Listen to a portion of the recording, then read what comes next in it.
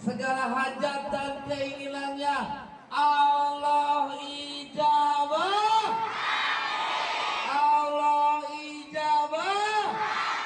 Bisa terkabul, bisa. Yakin terkabul, yakin. Doanya apa?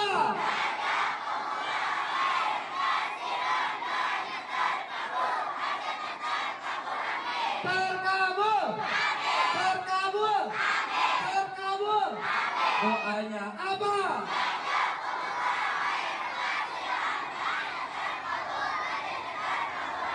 Amin, amin, ya rabbal alamin.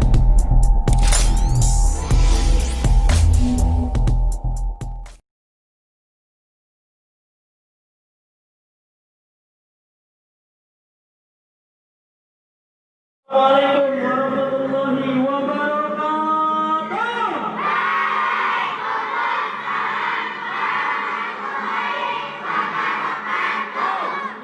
Alhamdulillah, wassalatu wassalamu ala rasulillah, amma ba'du. Ucap syukur kepada Allah dengan ucapan alhamdulillah.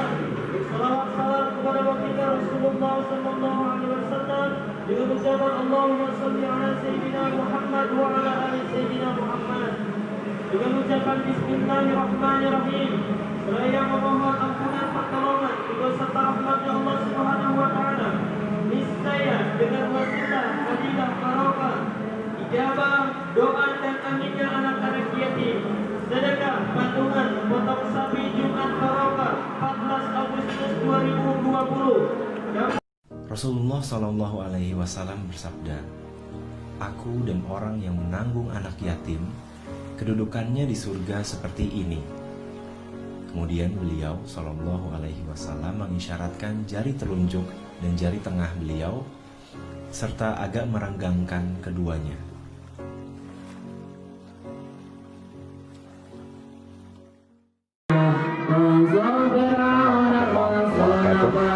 Alhamdulillah, wassalatu wassalamu ala rasulillah wa ba'd. Saudara-saudariku dimanapun Anda berada, setiap insan beriman senantiasa mendambakan agar dalam muara kehidupannya bisa mendapatkan capaian tertinggi di akhirat berupa surga yang penuh dengan kenikmatan. Namun, tidak setiap orang beriman juga berpikir untuk menyiapkan dengan serius bagaimana bisa menggapai surga itu. Maka Al-Quran kemudian memberikan pesan yang kuat dengan menampilkan kalimat surga di Quran dan memberikan bekal pada orang beriman agar mereka mau menyiapkan untuk bisa menggapai surga yang didambakan. Quran surah kedua Al-Baqarah ayat 25, kalimat surga pembuka dalam Al-Quran ketika Allah berfirman, "Wabashshiril ladzina amanu wa 'amilus shalihat anna lahum jannatin tajri min tahtihal anhar." Dan berikan kabar gembira pada orang beriman dan beramal saleh bahwa mereka telah disiapkan untuk mereka surga-surga terindah yang mengalir di dalamnya segala keindahan sungai-sungai dan kebaikan-kebaikan. Ayat ini ingin memberikan pesan yang kuat bahwa iman mesti disandingkan dengan amal saleh untuk bisa meraih capaian surga tertinggi di akhirat kelak. Untuk itulah kemudian Al-Quran membentangkan berbagai pilihan amal saleh yang bisa mengantarkan kita kepada surga impian itu. Ada banyak tawaran di antara sekian amal saleh itu. Namun amal soleh itulah yang menentukan kita di level surga terbaik mana kita bisa mendapatinya. Ada surga sekelas dengan Nabi Sallallahu Alaihi Wasallam seperti Quran surah keempat ayat 69. Ada surga di taman surga seperti Quran surah ke-51 ayat 15 sampai 23-nya. Ada surga seluas langit dan bumi seperti di Quran surah ketiga ayat 133 sampai 134-nya. Di antara sekian yang terindah itu, ada orang-orang yang akan menghuni surga tidak hanya sekelas dengan Nabi, tapi dia akan berhimpitan, bertetangga, sangat dekat dengan Nabi SAW. Siapa mereka itu? Kata Nabi, "Ana wa kafilul yatimi kahataini fil jannah." Saya dan pemerhati anak yatim akan begitu lekat di surga seperti ini. Nabi menggambarkan dua jari yang saling berdekatan. Bagi Anda pendamba surga, bagi Anda pengharap surga, ada tawaran indah dari Nabi SAW, bukan hanya surga biasa, tapi surga sekelas dengan Nabi SAW, setingkat dengan Nabi SAW, bahkan berdampingan, beriringan, kebersamaan yang sifatnya abadi dan tidak terpisahkan. Pemerhati anak yatim. Melalui ini, saya ingin mengajak kepada teman-teman sekalian, saudara-saudariku seiman khususnya, mari kita wujudkan mimpi kita untuk meraih surga bersama Nabi dengan bisa mengaplikasikannya melalui perhatian terhadap anak-anak yatim. Berkah sedekah kepada anak yatim. Yang pertama, sedekah yatim untuk pahala yang terus mengalir. Rasulullah SAW bersabda, jika seorang anak Adam meninggal, maka terputuslah seluruh amalnya kecuali 3 hal. Sedekah jariah, ilmu yang bermanfaat, dan anak soleh yang mendoakan kedua orang tuanya. Yang kedua, sedekah yatim untuk harta yang berkah. Dan apa saja yang kamu infakkan, Allah Subhanahu wa Ta'ala akan menggantinya, dan dialah pemberi rezeki yang terbaik. Quran Surat Saba ayat 39. Dan yang terakhir, sedekah yatim untuk menjauhkan diri dari api neraka. Rasulullah SAW bersabda, sedekah dengan nilai berapapun dapat menjauhkan seseorang dari api neraka. Yuk sahabat, kita perbanyak sedekah kita hari ini.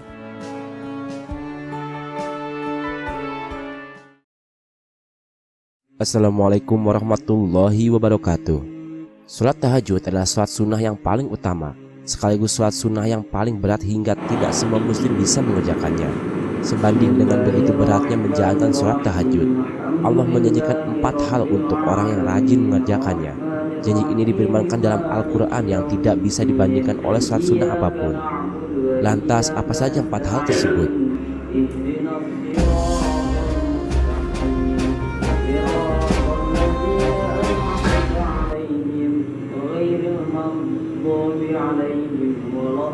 Yang pertama adalah kedudukan terpuji.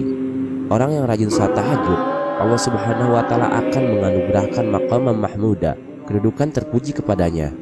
Allah Subhanahu wa Ta'ala berfirman, dan pada sebagian malam hari bertahajudlah kamu sebagai suatu ibadah tambahan bagimu. Mudah-mudahan Tuhanmu mengangkat kamu ke tempat yang terpuji. Kedudukan terpuji ini tidak hanya kedudukan di akhirat kelak. Maqam adalah kedudukan, tetapi belum tentu orang lain suka. Sedangkan maqam mahmuda adalah kedudukan yang disertai dengan kecintaan orang lain. Kebanyakan orang yang mengakui bahwa ia pantas mendapatkan kedudukan ini sehingga dimuliakan.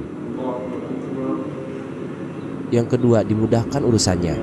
Orang yang rajin sholat tahajud akan dimudahkan urusannya dan dibimbing Allah Subhanahu wa Ta'ala, mulai dari urusan rumah tangga, urusan pekerjaan hingga urusan dakwah dan seluruh urusan lainnya. Allah Subhanahu wa Ta'ala berfirman, "Ya Tuhanku, masukkanlah aku secara masuk yang benar." Menurut sebagian ustadz, ayat 80 surat Al-Isra ini juga menjelaskan keutamaan sholat tahajud, bahwa ia akan mendapat bimbingan Allah sehingga kalau ia pedagang, ia tidak akan terjerumus mencurangi timbangan atau menipu konsumen. Kalau ia pejabat, ia dibimbing Allah sehingga amanah dan tidak korupsi. Kalau ia pemimpin, ia dibimbing Allah sehingga adil dan tidak berbuat zalim. Yang ketiga, diberi solusi yang terbaik. Orang yang rajin sholat tahajud juga akan diberikan solusi terbaik ketika mendapatkan masalah. Ia akan diberikan jalan keluar terbaik ketika menghadapi persoalan dan problematika, baik itu masalah keluarga, masalah pekerjaan, masalah ekonomi, hingga masalah kepemimpinan. Allah Subhanahu wa Ta'ala berfirman, "Dan keluarkanlah pula aku secara keluar yang benar." Serta yang keempat, orang yang rajin tahajud ditolong Allah Subhanahu wa Ta'ala. Orang yang rajin sholat tahajud akan ditolong Allah, bahkan tanpa perantara. Ketika ada bahaya, ketika ada yang ingin mencelakai dan sebagainya, Allah Subhanahu wa Ta'ala akan menolongnya. Masih dalam penggalan surat Al-Isra ayat 80, "Dan berikanlah kepadaku dari sisi Engkau kekuasaan yang menolong." Ketika seseorang mendapat pertolongan Allah, siapakah yang mampu mencelakainya? Ketika seseorang ditolong Allah, siapa yang mampu membahayakannya? Ketika seseorang dijamin pertolongannya, siapa yang berani memusuhinya? Sungguh besar 4 hal yang dijanjikan Allah Subhanahu wa Ta'ala untuk hambanya yang rajin sholat tahajud. Masih banyak lagi keutamaan sholat tahajud berdasarkan hadis-hadis Nabi. Wallahu a'lam bishawab.